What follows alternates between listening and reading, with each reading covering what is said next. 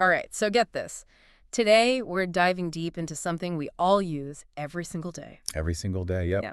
But probably, Probably don't overthink it, I right? don't think too much about communication. But Yeah. but hold on, we're not talking about just like the typical active listening, All right. body language stuff. Mhm. We're going like way more strategic with this. Okay, yeah. We're learning how to get this Too. argue like a lawyer Oh, interesting. from trial lawyer Jefferson Fisher Okay. to completely transform how you like handle everyday conversations. That's a big promise. I like it. Think less squishy self-help Yeah. and more sharp strategic thinking. Okay. The kind that kind of gets you what you want Mm-hmm. and leaves you feeling confident no matter who you're talking to. I'm in. Tell me more. So it's interesting, right? Like how we often approach communication, Yeah. especially arguments, Yeah. as if they're these battles to be won. Right. Like it's a zero-sum game. One person wins, the other loses. Exactly. But what if, and here's where I think things get really interesting. Okay, lay it on me. We shifted our perspective entirely. All right. I'm intrigued. How do we do that? That's exactly where Jefferson Fisher comes in. Okay, this trial lawyer guy. Yeah, so he's got this fantastic YouTube video where he lays out this communication framework Uh-huh. that honestly has changed how I approach, Like everything. from family dinners to work negotiations. Wow, that's a pretty wide range. And the best part, What's that? you don't need a law degree to use it. All right, that's good because I don't have one.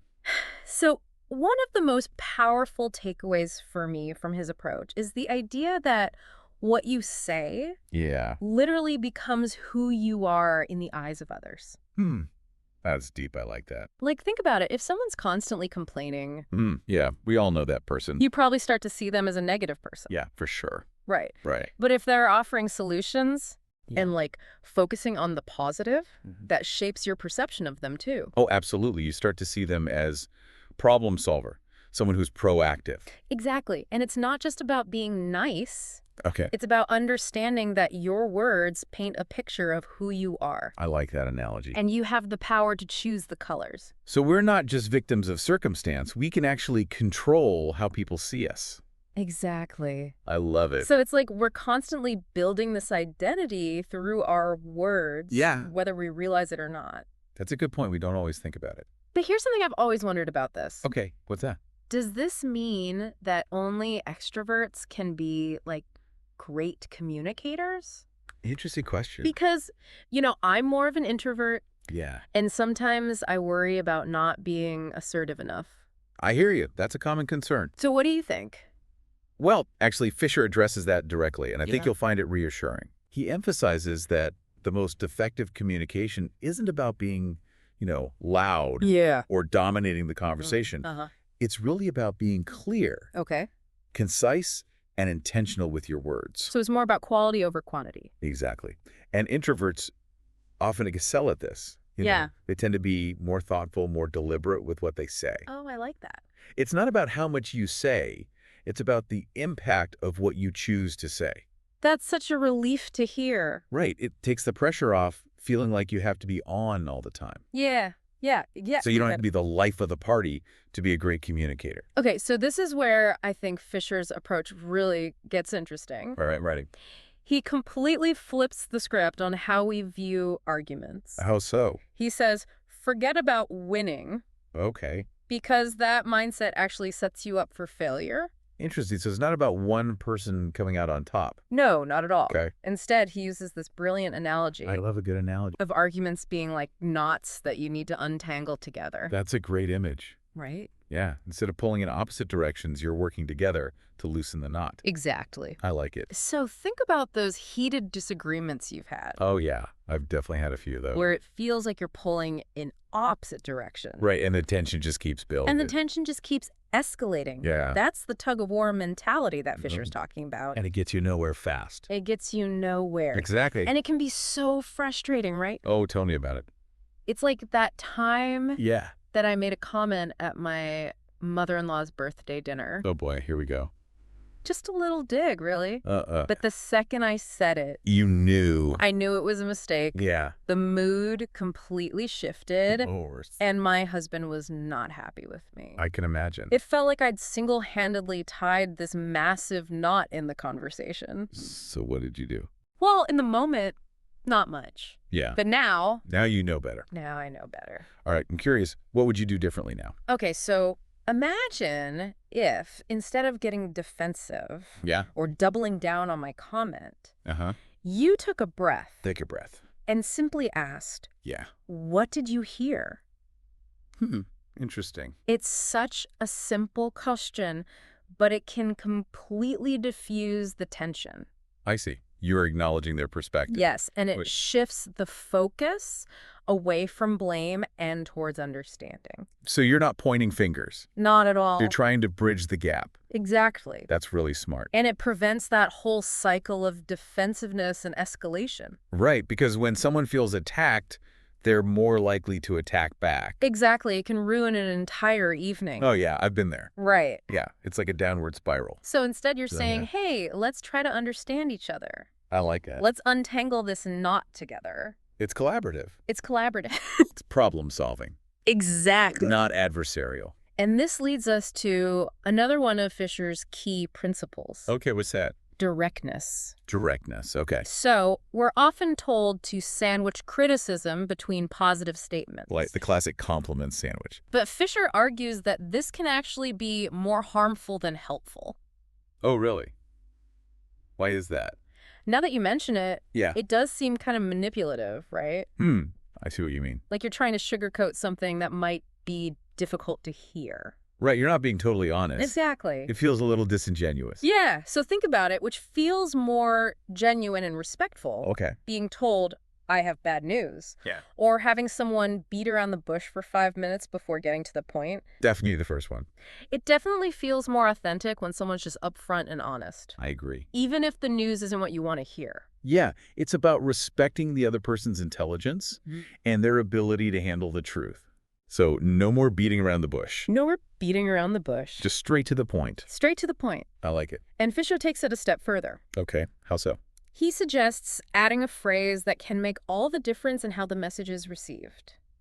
Okay, I'm all ears Because I know you can handle it. because I know you can handle it. I love that. It's powerful. It's Yeah. like you're not only being honest, Yeah. but also expressing confidence in the other person's ability to process the information. It's empowering instead of patronizing. Exactly. You're not treating them like a child, You're treating them like an equal. like someone who's capable and resilient. Right. And it's such a subtle shift in language, Yeah. but it completely reframes the dynamic. It's like you're saying, I trust you with this. Yeah. And it's amazing how much that can change the tone of the conversation. So instead of feeling like they're being coddled or talked down to, the other person feels seen, Seen, respected. respected. That's This is making me rethink how I approach even like tough conversations with my kids. Oh, that's interesting. Instead of trying to, soften the blow or avoid conflict altogether, Yeah. maybe it's better to just be direct Uh-huh. and trust that they can handle it. And that they'll respect you for it? Yeah, it's about giving them the credit they deserve. Absolutely. So, and that same principle applies to setting the stage for honest conversations in general. Right, creating that safe space. Exactly. And Fisher suggests using simple but powerful statements. Like what? Like, I want to make sure this room is a place of honesty. I like that. Or, I want to walk away knowing we're on the same page. It sets the tone right from the start. It seems so obvious. Yeah, But I've never really thought about explicitly stating that before. I think a lot of us don't, But I can see how it would immediately create a sense of safety and transparency, for sure. especially in a work setting. Definitely, it sets clear expectations Prevents misunderstandings. and reduces anxiety. Exactly. It's like you're saying. Yeah. Let's be real with each other. I'm all for that. Let's have an open and honest dialogue. So much better than tiptoeing around issues. And speaking of work, this is where Fisher's advice on handling disrespectful people really shines. Oh, yeah, let's talk about that. You know those colleagues Mm-hmm. who try to undermine you or make you feel small? We've all encountered those types at some point. Tell me about it. It's like they thrive on negativity Yeah. and putting others down. It's draining. It is. So what's the antidote? Well, Fisher has a genius tactic for dealing with them. Okay, I'm ready. He says, when someone makes a belittling comment, Yeah. just be silent. Seriously. Let that awkward silence hang in the air. That's powerful. It's incredibly disarming. Yeah. It forces them to confront the weight of their words. It's like you're saying, I'm not even going to dignify that with a response. Exactly. You're not giving them the attention they're craving. You're taking back your power. And then, after that strategic pause, Yeah. you can deliver the knockout punch. Hit me with it. That's below my standard for a response. Ooh, I like that. It's firm Assertive. and puts the focus back on their behavior. I can imagine using that with a difficult client Yeah. or even a coworker who's constantly gossiping. It's a great way to shut down negativity It establishes a clear boundary. and to show that you won't tolerate disrespect. It's like you're saying, I deserve better than this. Exactly.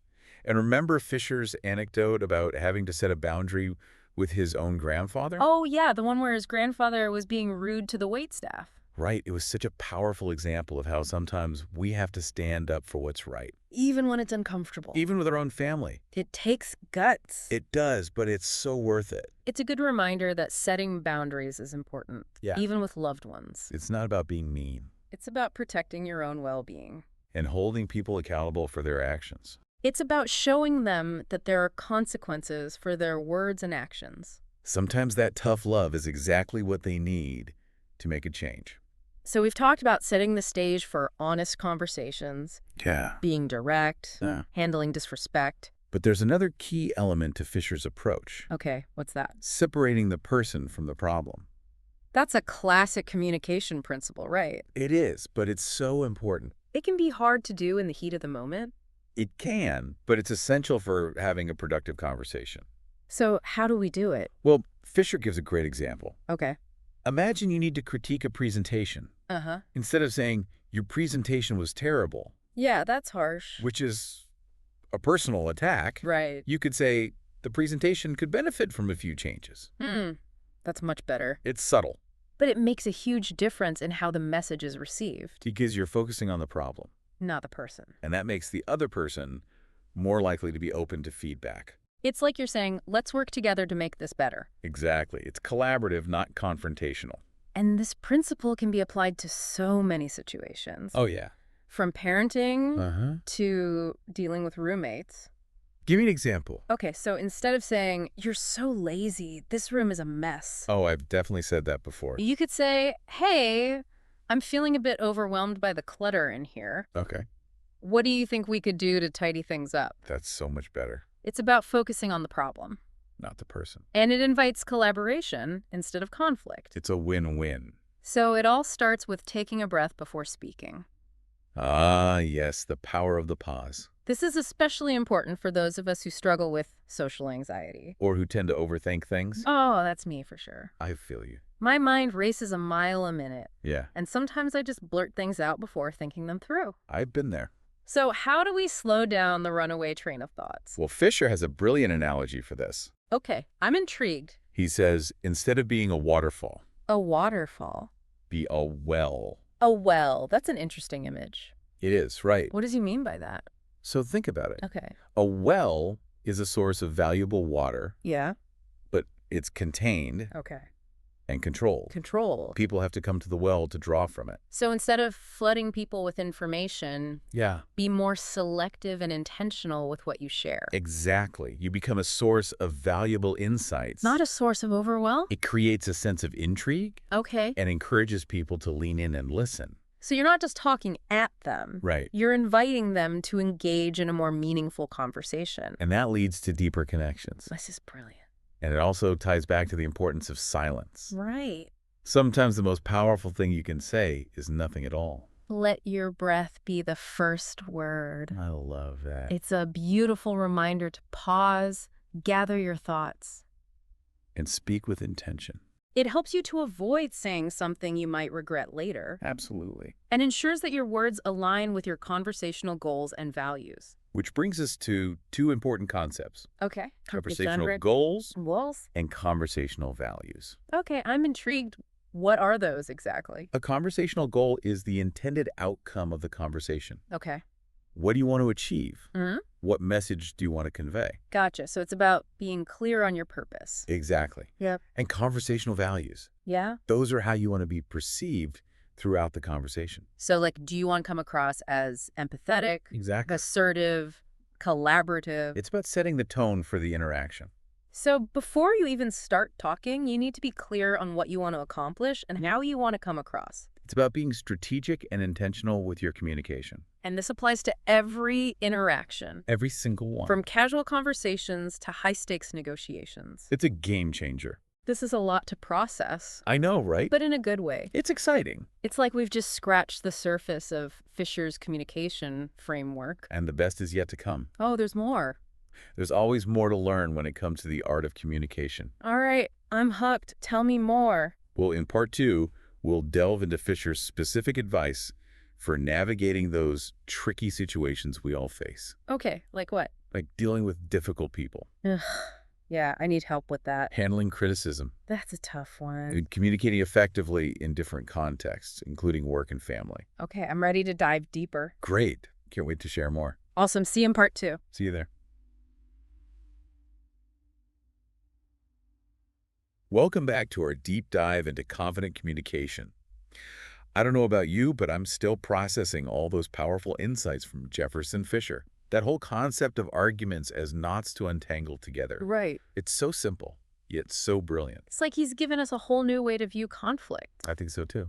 And I'm already starting to see how I can apply it in my own life. Me too. But I'm curious about what he has to say about those, like, really tricky situations. So? The ones where it's tough to stay calm and collected. Yeah. Like, what do you do when someone hits you with a comment that's just plain disrespectful? Yep. The kind that makes you want to either explode or crawl under a rock. Oh, I know exactly what you mean. Right. Yeah, those low blows Yeah. that catch you off guard. So what does he say? Well, Fisher's actually got a surprisingly simple and effective tactic for that. Okay. He calls it the make them say it again technique. The make them say it again technique. Essentially, when someone throws a low blow, instead of reacting defensively, Yeah. you simply ask them to repeat what they just said. Wait, seriously? Seriously. Like, just look at them and say, what was that? It might sound strange, Yeah, a little bit. but it's incredibly powerful. I can see how it would be disarming. What's brilliant about this approach is that it throws the other person off balance. Because they're not expecting that. They're expecting you to get upset, Right. to give them the satisfaction of seeing you crumble. And you're not giving them that. But by making them repeat the comment, Yeah. you're essentially saying, Mhm. nope, I'm not going to give you that power over me. You're calling them out. It's like you're holding up a mirror to their behavior, And it forces them to really own their words. which could be pretty uncomfortable for them. I bet. Sometimes they'll backpedal Yeah. and try to soften what they said. Or even apologize. But even if they do repeat the comment, Yeah. you can take it a step further How so? by asking a question of intent. Like what? Like, did you say that to hurt me? Ooh, that's a good one. Suddenly they're on the defensive. Having to explain themselves. And it shifts the focus from you feeling attacked Yeah. to them having to confront the impact of their words. It's a brilliant strategy. It could be a real wake-up call. And it makes me think about those subtle digs we sometimes throw at people, Yeah. often without even realizing how hurtful they can be. Right. We've all done it. For example, my daughter lives in LA and is really into fashion. Okay. And whenever I see her, Yeah. she usually has on some new outfit. She's stylish? And I often find myself saying things like, is that new?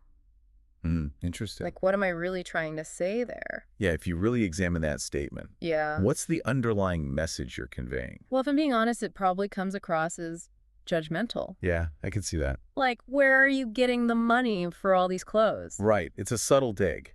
Even if you don't intend it to be. But imagine if your daughter turned it around and said, Yeah. are you trying to embarrass me? Are you insinuating something about my spending habits? Ouch. Suddenly you'd have to confront your own intentions and the impact of your words. That's a good point. And that's the beauty of these techniques. I think so too. They force us to be more mindful of our communication, And the messages we're sending. even unintentionally. This is so helpful for navigating conflict. I agree. But what about dealing with, like, blatant disrespect? Right. Like someone who's being outright rude or condescending? Fisher's advice for that is surprisingly simple. Okay. What is it? Silent. Off island? Create that awkward pause. Okay.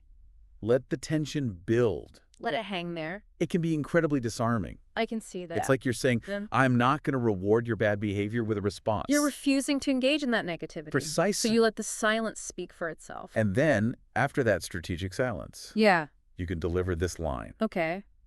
That's below my standard for a response. Ooh, I like that. It's firm, assertive, and shows that you value yourself and your time. It sets a clear boundary. And it shows that you won't tolerate disrespect. It's like you're drawing a line in the sand.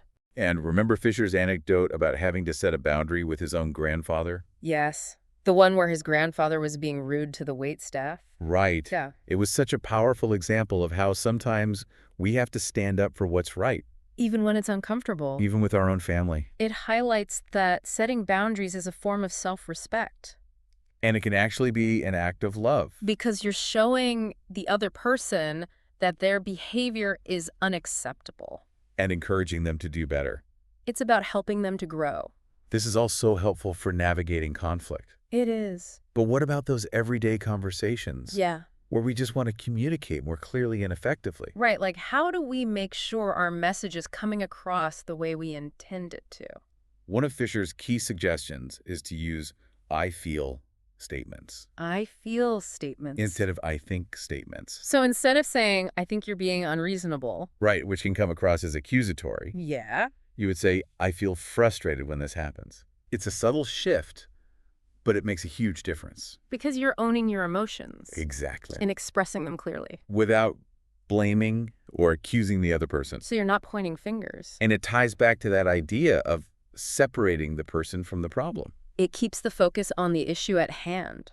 rather than attacking the individual. It's a much more constructive way to communicate. And it opens the door for a productive conversation. This is making me realize how much I use, I think, statements, Yeah, especially in work settings. it's a common habit. I'm going to have to make a conscious effort to start using I feel statements instead. That's a great goal to have. And speaking of work, Yeah. think about those moments when you're in a meeting Uh-huh. or a social situation Yeah. and you're feeling anxious or overwhelmed. It happens to the best of us. It's easy to start rambling or oversharing, right? Oh, yeah. It's like word vomit. Oh, absolutely. I can be a total waterfall of words when I'm nervous. Well, Fisher has a brilliant analogy for this. He says, instead of being a waterfall, Yeah. be a well. A well. That's an interesting image. It is right. What does he mean by that? So think about it. Okay. A well is a source of valuable water, Yes. but it's contained Okay. and controlled. Control. People have to come to the well to draw from it. So instead of flooding people with information, Right. be more selective. And intentional with what you share. It creates a sense of intrigue And it encourages people to lean in and listen. because they want to hear what you have to say. And this also ties back to the importance of silence. Oh, there it is again. Remember, sometimes the most powerful thing you can say is nothing at all. Let your breath be the first word. I love that. It's such a beautiful reminder to pause, gather your thoughts. And speak with intention. It helps you to avoid saying something you might regret later For sure. and ensures that your words align with your conversational goals and values. Which brings us back to those two important concepts we talked about earlier. Right. Knowing what you want to achieve in the conversation. Yeah. And how you want to be perceived.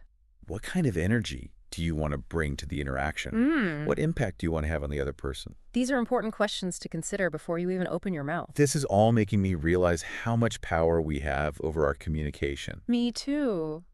It's not just about what we say. Right. It's about how we say it, When we say it. when we say it. And the most amazing thing is, What's that? it's all within our control. That's empowering. We have the power to transform every interaction with a little bit of awareness and intention. That's a great reminder. But we're not done yet. Oh, there's more. In part 3, Okay. we'll explore how to integrate all of these incredible insights from Jefferson Fisher into your daily life, Okay. both personally and professionally. I can't wait to hear more. See you in part 3, Welcome back. It's part 3. And, the final part of our deep dive. yeah, the final part of our deep dive, I'm still, like, buzzing. Oh, yeah. From all these communication strategies, It's a lot to take in it's a lot to take in. from Jefferson Fisher. Yeah, from Jefferson Fisher, it's like he's given us this, like, secret decoder ring for human interaction. For human interaction. I love that. It is, isn't it? Yeah, it's amazing how, like, just these seemingly small shifts in language Yeah. and mindset can completely change the way we connect with others. For sure. It's all about intentionality. So in this final part, we're going to kind of bring it all together, Right. focusing on how to actually integrate Fisher's advice into our everyday lives. Right. Putting it into practice. Yeah, putting it into practice. Both at work and at home. Because what good is all this knowledge if we don't actually use it? Right. Exactly. Knowledge is power only when it's applied. So where do we even begin with all this? Well, Fisher actually poses a question in his video Okay. that I think is the perfect starting point. Okay, hit me with it. Who do your words say you are? Who do your words say you are? Wow, that's powerful. It is, right? Yeah. It really makes you stop and think It challenges you to look in the mirror. about whether your words are aligning with the person you want to be in the world. The person you aspire to be. Yeah, the person you aspire to be, not just who you are right now. And it leads to an even more important question. Okay, what's that? Who do you want them to say you are? Who do you want them to say you are? That's the key. It is It's about being intentional and choosing our words carefully. to create the impact we desire. Yeah, to craft the image we want to project. We're not just passively communicating. We're actively shaping how people perceive us. Exactly. And that brings us to one of Fisher's most crucial pieces of advice for the workplace. Okay, what's that? Have something to learn, not something to prove. Have something to learn, not something to prove. It's such a subtle shift. But it's powerful. It takes the pressure off. Yeah, I could see that. Instead of going into every meeting trying to impress everyone, Right. you can approach it with genuine curiosity. Like you're a student. Exactly, eager to learn from others. It creates a much more collaborative environment. Yeah, and you might actually learn something. And remember Fisher's suggestion to use words that convey authority? Oh yeah, like direction. Yeah, like direction. So instead of saying, I think we should do this, You could say, I'd like to set the direction for this project. it's subtle, but it makes a big difference. It instantly elevates your communication. It does, doesn't it? And when it comes to our personal lives, Yeah. particularly with family, Uh-huh. it's so important to remember Fisher's advice about always conveying love and care. Even in difficult conversations, Yeah, even when you're disagreeing. because relationships are more important than being right. Oh, it's so easy to get caught up in the heat of the moment and say things we regret. Oh, for sure. We've all been there. But if we make a conscious effort to, start and end with expressions of love and support, It creates a safer space. it does. It creates a much safer space The vulnerability. for vulnerability Yeah. and connection. And don't be afraid to apologize when you're wrong. Oh, apologies are so important. They're essential. Admitting your mistakes, Yeah. showing vulnerability. That takes courage. It does. But it builds trust. And it strengthens relationships. It shows that you're human. And saying something as simple as, I'm learning too, Yeah, that's a good one. it can be incredibly disarming. It shows humility, And a willingness to grow. which are qualities everyone admires. So, as we wrap up this deep dive into confident communication, Yeah. I want to encourage you to experiment with these techniques in your own life. Play around with them. See what works for you. Start by being more mindful of your language. Pay attention to the words you use. Yeah. And the impact they have on others. Set clear conversational goals Decide how you want to be perceived. and what you want to achieve in your interactions. And most importantly, remember to breathe. Let your breath be the first word. It will help you to stay present. Speak with intention and navigate any conversation with confidence and grace. And that's a wrap on our deep dive into confident communication. We hope you enjoyed it. And that you learned some valuable tools to enhance your communication skills. We'd love to hear about your communication breakthroughs. So feel free to share your experiences with us. Thanks for joining us. And remember, the power of communication is in your hands.